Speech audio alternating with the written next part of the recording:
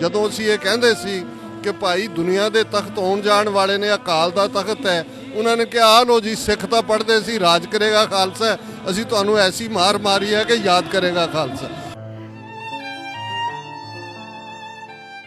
ਔਰ 4 ਜੂਨ ਉਹ ਹੈ ਜਦੋਂ ਪਹਿਲਾ ਗੋਲਾ ਉਹਨਾਂ ਦੀਆਂ ਤੋਪਾਂ ਦਾ ਵੱਜਿਆ ਔਰ ਘੱਲੂਘਾਰਾ ਦਿਨ ਦੇ ਤੌਰ ਤੇ 4 ਜੂਨ ਦੀ ਰੈਕਗਨੀਸ਼ਨ ਹੈ। ਗੁਰੂ ਅਰਜਨ ਸਾਹਿਬ ਦੀ ਸ਼ਹਾਦਤ ਤੋਂ ਬਾਅਦ ਹੀ ਦਿੱਲੀ ਤਖਤ ਤੋਂ 2 ਫੁੱਟ ਉੱਚਾ ਅਕਾਲ ਤਖਤ ਬਣਦਾ ਔਰ ਪਹਿਲਾ ਹੁਕਮਨਾਮਾ ਅਕਾਲ ਤਖਤ ਦਾ ਵਧੀਆ ਜਵਾਨੀ, ਵਧੀਆ ਘੋੜਾ, ਵਧੀਆ ਸ਼ਸਤਰ ਔਰ ਮੀਰੀ ਪੀਰੀ ਦੀ ਵਿਚਾਰਧਾਰਾ ਜਿਹੜੀ ਗੁਰੂ ਨਾਨਕ ਸਾਹਿਬ ਨੇ ਬਖਸ਼ੀ ਉਹਦਾ ਐਮਬੋਡੀਮੈਂਟ ਹੋ ਜਾਂਦਾ ਹੈ 1609 ਦੇ ਵਿੱਚ। ਸੋ ਇਹ ਜਿਹੜਾ ਪਹਿਲਾ ਹਫਤਾ ਜੂਨ 84 ਦਾ ਐਕਚੁਅਲੀ ਇਹ ਇੰਡੀਅਨ ਸਟੇਟ ਨੇ ਸਿੱਖਾਂ ਦੇ ਉੱਤੇ ਟੋਟਲ ਵਾਰ ਭਰਪਾ ਕੀਤੀ ਸੀ। ਜਦੋਂ ਅਸੀਂ ਟੋਟਲ ਵਾਰ ਕਹਿੰਦੇ ਹਾਂ ਇਹ physical, mental, social, spiritual, economical ਹਰ ਪੱਖ ਤੋਂ ਹੀ ਹੁੰਦਾ, ਉਹ ਅੱਜ ਵੀ ਬਰਾਬਰ ਜਾਰੀ ਹੈ। ਸੋ ਅਸੀਂ ਸਮਝਦੇ ਹਾਂ ਕਿ ਇੰਦਰਾ ਗਾਂਧੀ ਤੋਂ ਨਰਿੰਦਰ ਮੋਦੀ ਤੱਕ ਨਥਿੰਗ ਹੈਜ਼ ਚੇਂਜਡ।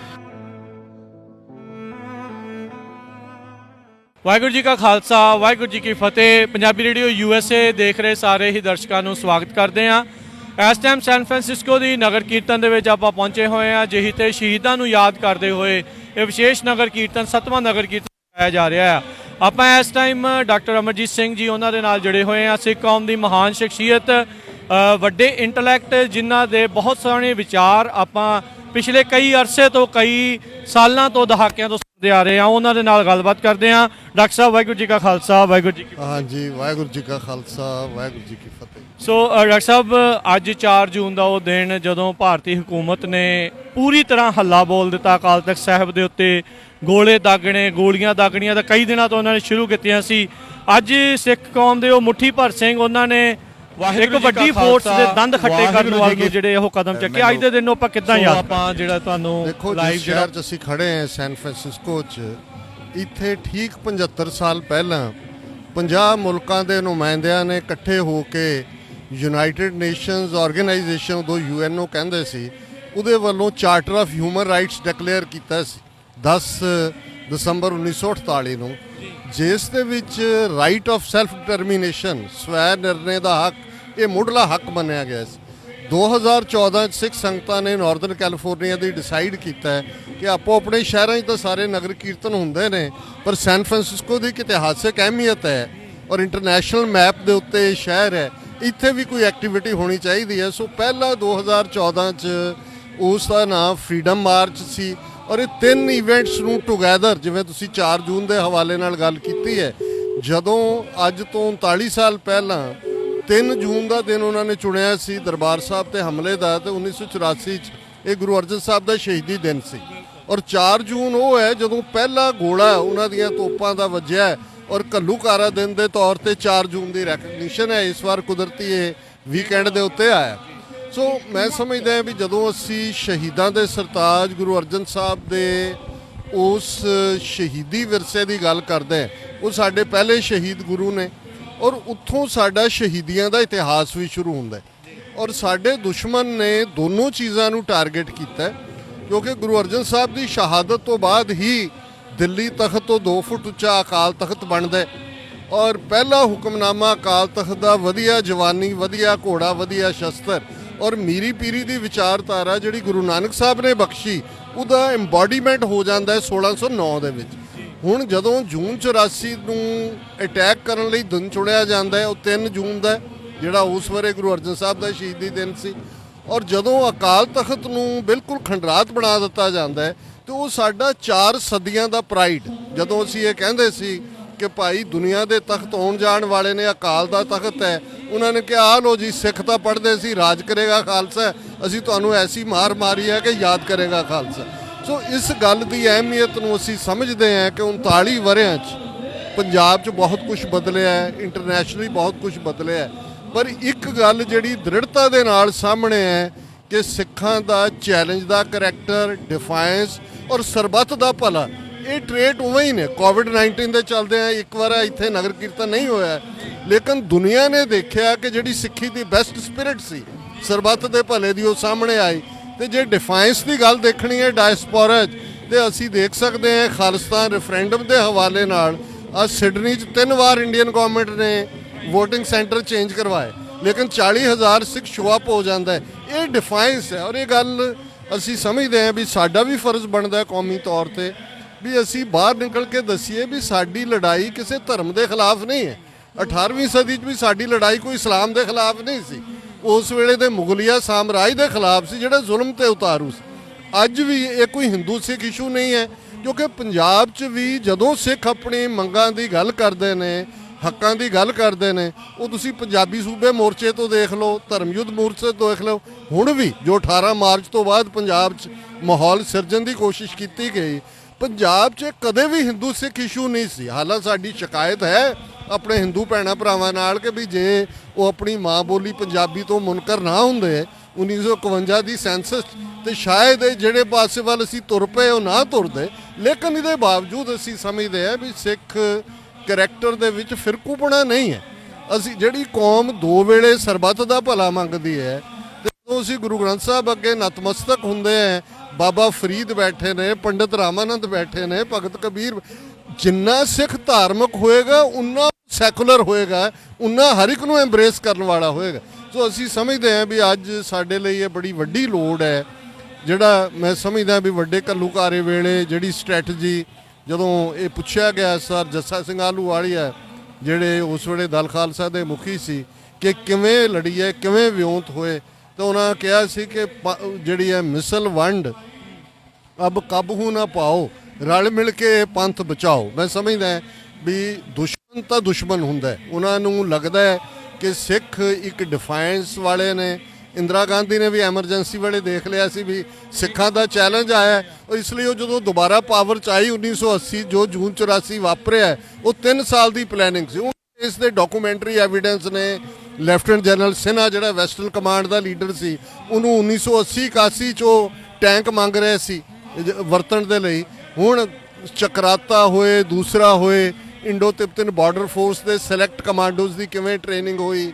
ਫਰਵਰੀ 1984 'ਚ ਮਾਰਗਰੇਟ ਥੈਚਰ ਨੂੰ ਲੈਟਰ ਲਿਖਿਆ, ਜਿਹੜੇ ਡਾਕੂਮੈਂਟ। ਹੁਣ ਕੋਈ ਇਹ ਭੁਲੇਖਾ ਨਹੀਂ ਹੈ ਕਿ ਇਹ ਜਿਹੜਾ ਹਮਲਾ ਹੈ ਨਾ ਇਹ ਲਾਅ ਐਂਡ ਆਰਡਰ ਨਾਲ ਸੰਬੰਧਿਤ ਸੀ, ਨਾ ਇਹ ਸਿਰਫ ਸੰਤ ਭਿੰਡਰਾਂ ਵਾਲਿਆਂ ਨੂੰ ਫੜਨ ਲਈ ਸੀ। 37 ਇਤਿਹਾਸਕ ਗੁਰਦੁਆਰੇ, ਔਰ ਕਿਉਂਕਿ ਦਰਬਾਰ ਸਾਹਿਬ 'ਚ ਇੰਨਾ ਕੁ ਜ਼ੁਲਮ ਹੋਇਆ ਹੈ ਕਿ ਅਸੀਂ ਭੁੱਲ ਜਾਂਦੇ ਹਾਂ ਕਿ ਤਰਨਤਾਰਨ ਦੀਆਂ ਪ੍ਰਕਰਮਾਂ 'ਚ ਵੀ ਟੈਂਕ ਲਿਆਂਦੇ ਗਏ, ਗੁਰਦੁਆਰਾ ਦੂਖਨਿਵਾਰਨ ਸਾਹਿਬ ਪਟਿਆਲਾ ਵੀ ਟੈਂਕ ਲਿਆਂਦੇ ਗਏ, ਗੁਰਦੁਆਰਾ ਮੁਕਤਸਰ ਸਾਹਿਬ ਵੀ ਟੈਂਕ ਲਿਆਂਦੇ ਗਏ। ਔਰ ਹਾਂ ਉੱਥੇ ਕੌਣ ਸੀ? ਔਰ ਉਸ ਸਾਰੇ ਤੋਂ ਬਾਅਦ ਜੋ ਪੰਜਾਬ ਦੇ ਪਿੰਡਾਂ 'ਚ 12,000 ਪਿੰਡਾਂ 'ਚ ਆਪਰੇਸ਼ਨ ਵੁੱਡ ਰੋਜ਼ ਦੇ ਨਾਂ ਥੱਲੇ ਕੀਤਾ ਗਿਆ।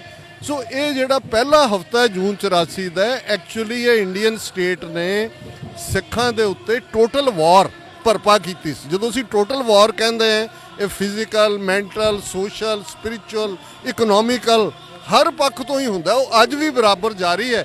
ਔਰ 18 ਮਾਰਚ ਤੋਂ ਬਾਅਦ ਦੀਆਂ ਘਟਨਾਵਾਂ ਦੱਸਦੀਆਂ ਨੇ ਵੀ NSA ਤੁਸੀਂ ਇੱਕ ਨਵਾਂ ਕਾਲਾ ਪਾਣੀ ਲੱਭ ਲਿਆ, 2900 ਕਿਲੋਮੀਟਰ ਤੁਸੀਂ ਦੂਰ ਲਿਜਾ ਰਹੇ।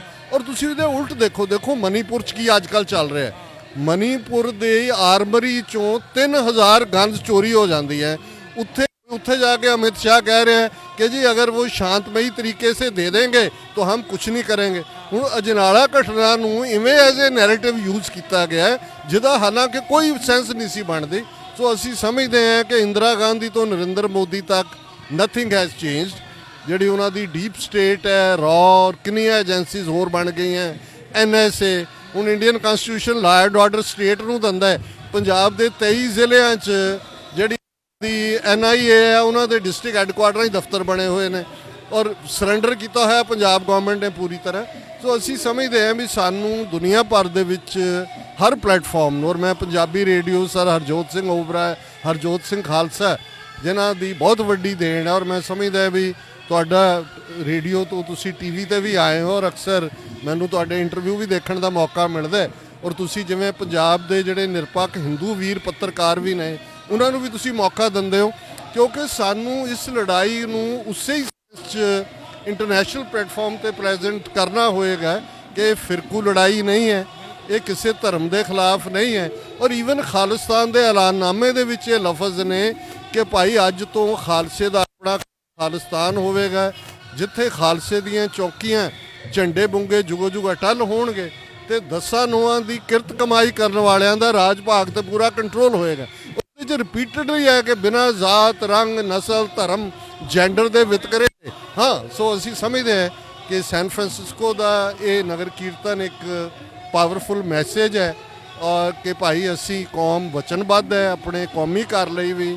ਸ਼ਹੀਦਾਂ ਦੇ ਸਰਤਾਜ ਗੁਰੂ ਅਰਜਨ ਸਾਹਿਬ ਨੇ ਜੋ ਆਪਣੀ ਸ਼ਹਾਦਤ ਦੇ ਨਾਲ ਜਿਹੜਾ ਇੱਕ ਸਬਕ ਦ੍ਰਿੜ ਕਰਾਇਆ ਸੀ ਸਿੱਖਾਂ ਨੂੰ ਕਿ ਕਿਸੇ ਵੀ ਮੁਸੀਬਤ ਵੇਲੇ ਡੋਲਣਾ ਨਹੀਂ ਹੈ, ਤੇਰਾ ਕੀਆ ਮਿੱਠਾ ਲਾਗੇ ਉਹ ਹੈ।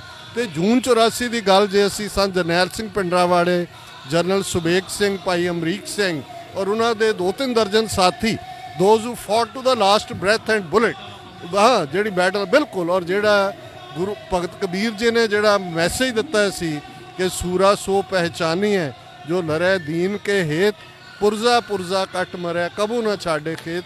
ਸੋ ਇੱਕ ਪਾਸੇ ਘੱਲੂਘਾਰੇ ਦੇ ਸ਼ਹੀਦਾਂ ਨੂੰ ਅਸੀਂ ਯਾਦ ਕਰ ਰਹੇ ਹਾਂ, ਪਰ ਦੂਸਰੇ ਪਾਸੇ ਅਸੀਂ ਚਮਕੌਰ ਦੀ ਗੜੀ ਵਾਂਗ ਆਪਣੇ ਬਹਾਦਰ ਯੋਧਿਆਂ ਨੂੰ ਵੀ ਜਿਹੜਾ ਉਹ ਸੈਲੀਬ੍ਰੇਟ ਕਰ ਰਹੇ ਹਾਂ, those who fought to the last breath and bullet. Doctor sahib ਤੁਸੀਂ ਵਿਉਂਤਬੰਦੀ ਦੀ ਗੱਲ ਕੀਤੀ ਸੀ ਵੀ ਸਾਰੇ ਜਾਣੇ ਇਕੱਠੇ ਹੋ ਜਾਣ, ਜੱਸਾ ਸਿੰਘ ਆਹਲੂਵਾਲੀਆ ਉਹਨਾਂ ਦਾ ਤੁਸੀਂ ਉਦੋਂ ਜ਼ਿਕਰ ਕੀਤਾ। ਅੱਜ ਦੇ ਸਿੱਖ ਲਈ ਜਿੱਦਾਂ ਹੁਣ ਆਪਾਂ ਦੇਖਦੇ ਹਾਂ ਵੀ ਥਾਂ ਥਾਂ ਦੇ ਉੱਤੇ ਹਰ ਇੱਕ ਨੂੰ ਇਹ ਕਿਤੇ ਨਾ ਕਿਤੇ ਲੱਗਦਾ ਵੀ ਮੇਰਾ ਹੀ ਧੜਾ ਸਭ ਤੋਂ ਵਧੀਆ, ਉਹੀ ਸਭ ਕੁਝ ਕਰ ਸਕਦਾ, ਉਹਨਾਂ ਸਾਰਿਆਂ ਨੂੰ ਕੀ ਸੰਦੇਸ਼ ਦੇਣਾ ਚਾਹੁੰਦੇ? ਦੇਖੋ, ਇਹ ਇੱਕ ਅਨਫੋਰਚੂਨੇਟ ਗੱਲ ਹੈ ਜਿੱਥੇ ਸਾਡੇ ਕਰੈਕਟਰ 'ਚ ਬਹੁਤ ਸਾਰੇ ਗੁਣ ਨੇ, 10 ਗੁਰੂ ਸਾਹਿਬਾਨ ਦੀ ਪ੍ਰੋਗਰਾਮਿੰਗ ਕੀਤੀ ਹੋਈ ਹੈ, ਉੱਥੇ ਜਿਹੜੀ ਸਾਡੀ ਪੰਜਾਬੀ ਤਹਿਜ਼ੀਬ ਦੀਆਂ ਬਿਮਾਰੀਆਂ ਨੇ ਜਿਹੜੀਆਂ ਸਿੱਖੀ ਨਾਲ ਕੋਈ ਤਾਲੁਕ ਨਹੀਂ, ਉਹ 5000 ਸਾਲ ਦੀ ਤਹਿਜ਼ੀਬ ਜਿਹਦੇ 'ਚ ਈਰਖਾ ਵੀ ਹੈ, ਲੱਤ ਖਿੱਚਣ ਦਾ ਕਿਰਦਾਰ ਵੀ ਹੈ, ਸ਼ਰੀਕਾਬਾਜ਼ੀ ਵੀ ਹੈ, ਉਹ ਸਾਡੇ ਘਰੇਲੂ ਕਬੀਲਿਆਂ 'ਚ ਵੀ ਨਜ਼ਰ ਆਉਂਦੀ ਹੈ, ਉਹ ਸਾਡੀਆਂ ਸਿਆਸੀ ਧਿਰਾਂ 'ਚ ਵੀ ਨਜ਼ਰ ਆਉਂਦੀ ਹੈ। ਔਰ ਮੈਂ ਇਹ ਸਮਝਦਾ ਕਿ ਵੀ ਇਹ ਠੀਕ ਹੈ ਵੀ ਏਕਤਾ ਜਦੋਂ ਅਸੀਂ ਕਹਿੰਦੇ ਤਾਂ ਮਤਲਬ ਇਹ ਨਹੀਂ ਵੀ ਅਸੀਂ ਕੋਈ ਐਸਾ ਵੱਡਾ ਮੰਜਾ ਬਣਾਉਣਾ ਜਿੱਤੇ 35 ਮਿਲੀਅਨ ਸਿੱਖਾਂ ਨੂੰ ਬਿਠਾ ਦੇਣਾ। ਏਜੰਡੇ ਦੀ ਗੱਲ ਹੈ। ਦੇਖੋ, ਇੰਨੇ ਸ਼ੋਭੇ ਨੇ ਕੰਮ ਕਰਨ ਵਾਲੇ। ਮੈਂ ਅਕਸਰ ਇਹਦੇ ਲਈ ਆਈਡੀਅਲੀ ਅਨੰਦਪੁਰ ਸਾਹਿਬ ਦੀ ਉਦਾਹਰਣ ਦਿੰਦਾ ਕਿ ਉਸੇ ਅਨੰਦਪੁਰ ਸਾਹਿਬ 'ਚ ਭਾਈ ਨੰਦ ਲਾਲ ਕਲਮ ਚਲਾ ਕੇ ਗੁਰੂ ਦੀ ਖੁਸ਼ੀ ਲੈ ਰਹੇ ਨੇ, ਭਾਈ ਕਨਈਆ ਜੀ ਪਾਣੀ ਦੀ ਮਸ਼ਕ ਨਾਲ ਸੱਜਣ ਤੇ ਦੁਸ਼ਮਣ ਦੋਨਾਂ ਨੂੰ, ਤੇ ਭਾਈ ਬਚਿੱਤਰ ਸਿੰਘ ਦਾ ਨਾਗਣੀ ਬਰਛਾ ਗੁਲਾਮੀ ਦੇ ਸੰਗਲ ਕੱਟ ਰਿਹਾ, ਤਿੰਨੋਂ ਹੀ ਪਿਆਰੇ ਨੂੰ ਖੁਸ਼ ਕਰ ਰਹੇ ਨੇ। ਸੋ ਇੰਨਾ ਕੁ ਕੰਮ ਹੋਣ ਵਾਲਾ ਹੈ ਕਿ ਜੇ ਸਾਡੇ ਕੋਲ 10,000 ਵਲੰਟੀਅਰ ਵੀ ਫੁੱਲ ਟਾਈਮ ਹੋਏ ਐਕਟਿਵਿਸਟ, ਉਹ ਵੀ ਥੋੜ੍ਹਾ ਹੈ। ਸੋ ਜਿਹੜੇ ਲੱਗੇ ਹੋਏ ਨੇ, ਘੱਟੋ ਘੱਟ ਅਸੀਂ ਇੱਕ ਗੱਲ ਤੋਂ ਸ਼ੁਰੂ ਕਰ ਸਕਦੇ ਹਾਂ ਕਿ ਪਹਿਲਾਂ ਵਿਰੋਧ ਬੰਦ ਕਰ ਦਈਏ। ਸਾਨੂੰ ਕੋਈ ਬੰਦਾ ਪਸੰਦ ਹੈ ਨਹੀਂ ਹੈ, ਕੋਈ ਜਥੇਬੰਦੀ ਦਾ ਕੰਮ, ਉਹਦਾ ਜਦੋਂ ਵਿਰੋਧ ਘਟਾਵਾਂਗੇ, ਵਿਰੋਧ ਬੰਦ ਕਰਾਂਗੇ, ਐਟਲੀਸਟ ਅੱਧੀ ਕੁ ਐਨਰਜੀ ਤਾਂ ਸੇਵ ਹੋ ਜਾਏਗੀ। ਤੇ ਬਾਕੀ ਜਿਹੜਾ ਸਾਨੂੰ ਲੱਗਦਾ ਹੈ ਠੀਕ ਹੈ, ਉਹਦੇ ਥੱਲੇ ਅਸੀਂ ਕ੍ਰਾਸ ਪਰਪਸ ਦੇ ਕੰਮ ਨਾ ਕਰੀਏ, ਜੋ ਕਰ ਰਿਹਾ ਉਹਨੂੰ ਰਿਪੀਟ ਨਾ ਕਰੀਏ। ਹੁੰਦਾ ਇਹੀ ਹੈ ਵੀ ਜਿਹੜਾ ਇੱਕ ਪਾਸੇ ਤੁਰਦਾ ਸਾਰੇ ਹੀ ਉਸ ਪਾਸੇ ਤੁਰਦੇ ਨੇ। ਤੇ ਥਰਡਲੀ ਮੈਂ ਸਮਝਦਾ ਵੀ ਅਸੀਂ ਇਹ ਕਿ ਭਾਈ ਅਸੀਂ ਸਭ ਨੇ ਗੁਰੂ ਨੂੰ ਮੂੰਹ ਦਿਖਾਉਣਾ ਹੈ।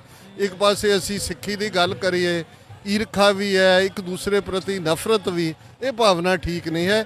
ਔਰ ਇਹੀ ਸਾਡੀ, ਜੇ ਅਸੀਂ ਕਦੇ ਸੋਹਣ ਸਿੰਘ ਸੀਤਲ ਦੀਆਂ, ਜਦੋਂ ਇੱਕ ਜ਼ਮਾਨਾ ਸੀ 10ਵੀਂ 11ਵੀਂ ਜਿਹੜੇ ਨਿਆਣੇ ਪਾਸ ਹੋ ਜਾਂਦੇ ਸੀ, ਉਹ ਪਹਿਲਾਂ ਸੀ ਸਿੱਖ ਰਾਜ ਕਿਵੇਂ ਬਣਿਆ ਤੇ ਸਿੱਖ ਰਾਜ ਕਿਵੇਂ ਗਿਆ।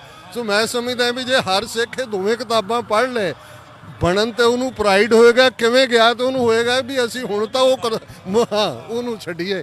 ਸੋ ਇਹੀ ਮੇਰਾ ਕਹਿਣਾ ਹੈ ਇਸ ਦੇ ਉੱਤੇ। ਬਹੁਤ ਧੰਨਵਾਦ ਡਾਕਟਰ ਸਾਹਿਬ, ਬੜੀ ਮਿਹਰਬਾਨੀ। ਵਾਹਿਗੁਰੂ ਜੀ ਕਾ ਖਾਲਸਾ, ਵਾਹਿਗੁਰੂ ਜੀ ਕੀ ਫਤਿਹ।